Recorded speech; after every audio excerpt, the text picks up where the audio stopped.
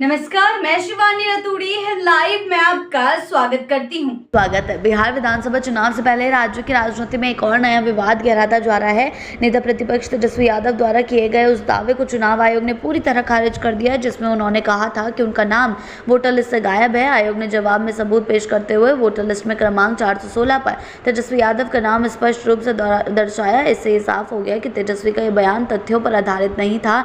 अब इस मुद्दे पर भारतीय जनता पार्टी ने तेजस्वी यादव को घेरते हुए चुनाव आयोग से कड़ी जांच की मांग की है। भाजपा के वरिष्ठ प्रवक्ता नीरज कुमार ने एक वीडियो जारी कर तेजस्वी पर गंभीर आरोप लगाए हैं। उन्होंने कहा कि तेजस्वी यादव ने एक प्रेस कॉन्फ्रेंस में जानबूझकर ऐसा बयान दिया जिससे यह प्रतीत होता है कि वे एक अधिक मतदाता पहचान पत्र वोटर आईडी का उपयोग कर रहे हैं। नीरज कुमार ने इस मामले में भारतीय दंड संहिता की धारा 171F और अन्य आपराधिक धाराओं के तहत मुकदमा दर्ज करने, उनके मताधिकार को अस्थायी रूप से निलंबित करने और जुर्माने व कारावास की कार्रवाई शुरू करने की मांग की है। भाजपा प्रवक्ता ने यह भी आरोप लगाया है कि आरजेडी कार्यालय से फर्जी वोटर आईडी बनाए जा रहे हैं और इसके उच्च स्तरीय जांच कराई जानी चाहिए कि ऐसे कितने फर्जी पहचान पत्र जारी किए गए हैं। उन्होंने इसे चुनावी प्रक्रिया के साथ एक सुनियोजित धोखाधड़ी करार दिया है और कहा है कि यदि इस पर तत्काल कार्रवाई नहीं की गई तो यह लोकतंत्र के लिए एक खतरनाक उदाहरण बन सकता है। भाजपा नेता निखिल आनंद ने भी इस पर तेजस्वी यादव पर तंज कसते हुए सोशल मीडिया पर लिखा, प्रिय भाई तेजस्वी यादव, अगर आपका नाम ढूंढना वोटर लिस्ट में नहीं है तो घबराइए मत,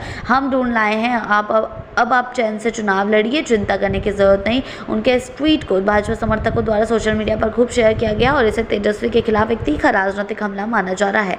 इस पूरे हमले ने बिहार की राजनीति में एक नई हलचल पैदा कर दी है। जहां आरजेडी खेमे में अब तक इस मसले पर कोई औपचारिक प्रतिक्रिया नहीं आई, वहीं भाजपा इस विवाद को लेकर चुनाव आयोग पर दबाव बना रही है कि इस मामले की विस्तृत और निष्पक्ष जांच हो। तेजस्वी यादव द्वारा उठाया गया ये मुद्दा अब उनके ही खिलाफ एक बूमरैंग बनकर लौट आया है। चुनाव आयोग के इस स्पष्टीकरण के बाद ये सवाल भी खड़ा है कि आखिर नेता प्रतिपक्ष जैसे जिम्मेदार पद पर बैठे व्यक्ति द्वारा बिना पुष्टि के ऐसा दावा क्यों किया गया है। यह भी देखा जा रहा है कि तेजस्वी का यह बयान उनकी राजनीति का हिस्सा था या फिर किसी प्रशासनिक भ्रम का परिणाम। जैसे जैसे बिहार विधानसभा चुनाव नजदीक आ रहे हैं, राजनीतिक हमलों की धार और तेज होती जा रही है, पर अब इस प्रकरण ने यह स्पष्ट कर दिया है कि तकनीकी तथ्यों और संवैधानिक दायित्वों के साथ किसी भी तरह का खिलवाड़ महंगा साबित हो सकता है। तेजस्वी यादव जैसे बड़े चेहरे पर उठे ये सवाल चुनावी अभियान में किस तरह का असर डालते हैं, ये देखना बेहद दिलचस्प रहेगा। जिस तरीके से तेजस्वी यादव अपने ही बनाए हुए जाल में फंसते जा रहे हैं, बीजेपी की ओर से तरह तरह की प्रतिक्रियाएं सामने आ रही हैं। कई तरीके के ट्वीट जो हैं देखे जा रहे हैं।